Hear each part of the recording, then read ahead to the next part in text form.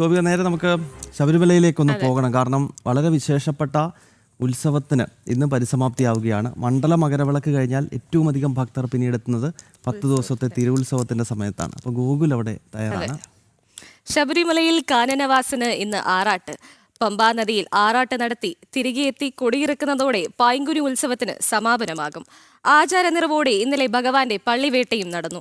രാവിലെ 9 മണിക്ക് ആറാട്ട് ഘോഷയാത്ര പമ്പയിലേക്ക് പുറപ്പെടും. ഉച്ചയോടെ ആറാട്ട് പൂർത്തിയാക്കി സന്നിധാനത്തേക്ക് തിരികെ മടങ്ങും. വിവരങ്ങളുമായി ഗോകുൽ രമേശ് ചേരുന്നു. ഗോകുൽ, ഇന്ന് പൈങ്കുനി ഉത്രമാണ്, സന്നിധാനത്ത് നിന്ന് ആറാട്ടും കൂടിയാണ്. പറയൂ അവിടുത്തെ വിശേഷങ്ങൾ.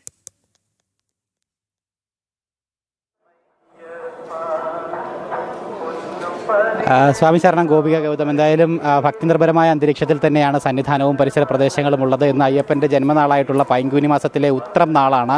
ഈ ദിവസം തന്നെയാണ് ഈ പൈങ്കുനി ഉത്ര മഹോത്സവത്തിന് സമാപനം കുറിച്ചുകൊണ്ടുള്ള അയ്യപ്പൻ്റെ തിരുവാറാട്ടടക്കമുള്ള ഏറ്റവും പ്രധാനപ്പെട്ട ചടങ്ങുകൾ ശബരിമലയിൽ നടക്കുന്നത്. അതിനു വേണ്ടിയിട്ടുള്ള ഒരുക്കങ്ങളിലും തയ്യാറെടുപ്പുകളിലുമാണ് ശബരിമലയും സന്നിധാനവും. ഇന്നലെ പള്ളിവേട്ട പൂർത്തിയായിട്ടുണ്ടായിരുന്നു. ഇന്നിപ്പോൾ രാവിലെ 9 മണിക്ക് ഈ ആറാട്ടിന് വേണ്ടിയിട്ടുള്ള ഘോഷയാത്ര ആരംഭിക്കും.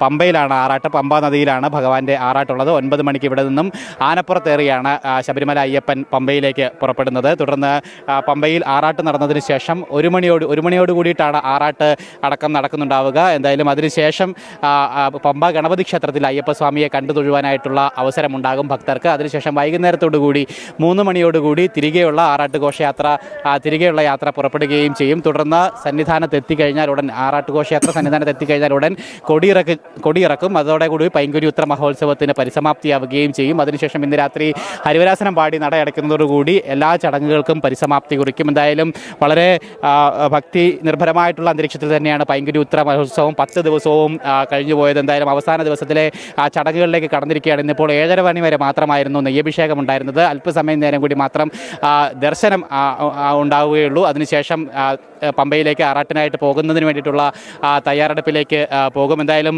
നമ്മളോടൊപ്പം ഇപ്പോൾ കുറച്ച് തീർത്ഥാടകർ അവരുടെ പ്രതികരണങ്ങളിലേക്ക് കൂടി കടക്കാമെന്നാണ് തോന്നുന്നത്. എന്തായാലും സ്വാമി ശരണം. സ്വാമി ശരണം. പേരെന്താ? പേര് രാമചന്ദ്രൻ, തൃശ്ശൂരിൽ നിന്ന് വരുന്നു, കോലഴി ദേശം. സ്വാമി ഈ ശാസ്താംപാട്ട് കലാകാരന് കൂടിയാണ്. അതെ. ഞങ്ങളൊരു 10-26 ആൾക്കാർ വരും. തൃപ്പൂണിത്തറ, ഇരിങ്ങാലക്കുട എന്നീ ദേശത്ത് നിന്ന് വരുന്ന കുറച്ച് ആൾക്കാരുണ്ട്. ഞങ്ങളിവിടെ ഗുരുതി സമയത്തും എഴുന്നള്ളിപ്പിനുണ്ടാവും.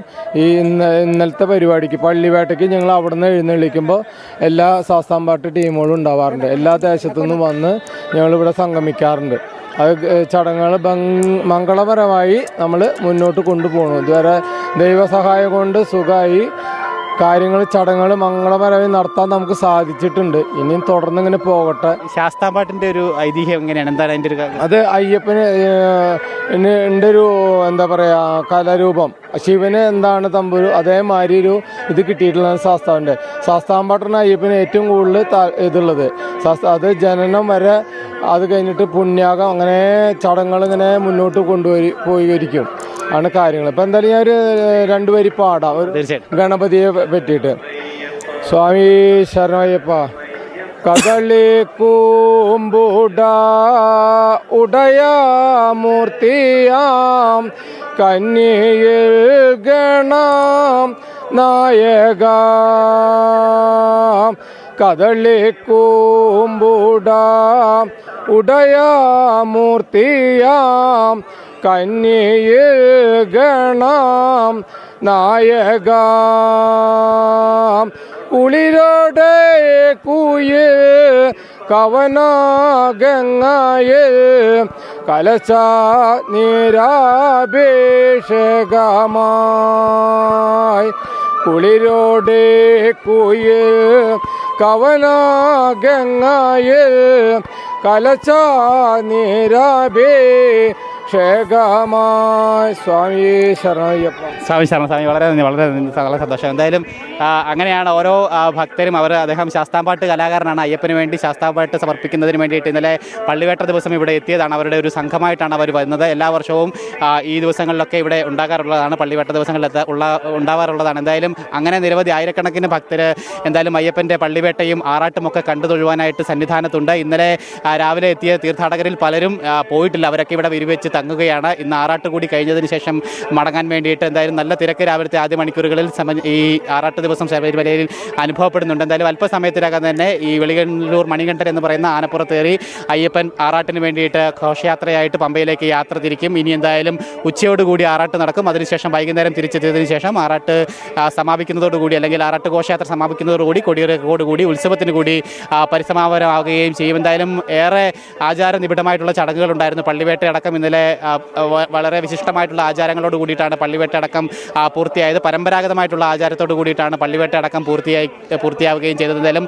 ആറാട്ടോടുകൂടി ഈ ഉത്സവത്തിന് കൂടി പരിസമാപ്തിയാകും. ഇനി വിഷു ഉത്സവത്തിന് വേണ്ടിയാണ് ശബരിമല ക്ഷേത്രനട വീണ്ടും തുറക്കുന്നത്. വിഷു ഉത്സവത്തിന് വേണ്ടി ഏപ്രിൽ മാസം 10-ാം തീയതി വൈകുന്നേരം തുറക്കും. 18-ാം തീയതി വരെയുള്ള ദിവസങ്ങളിൽ ദർശനം തീർത്ഥാടകർക്ക് ഉണ്ട്. ഒപ്പം വിഷുവിൻ്റെ അന്ന് രാവിലെ കണി ഒക്കെ ഉണ്ട്. കണി കാണുന്ന ചടങ്ങുകളൊക്കെ തന്നെ ശബരിമലയിലുണ്ട്. എന്തായാലും അതിനു വേണ്ടിയിട്ടുള്ള വിഷു ദിവസങ്ങളിലേക്കുള്ള വിർച്വൽ ക്യൂ ബുക്കിംഗ് കഴിഞ്ഞ ദിവസം ആരംഭിക്കുകയും ചെയ്തിട്ടുണ്ടായിരുന്നു.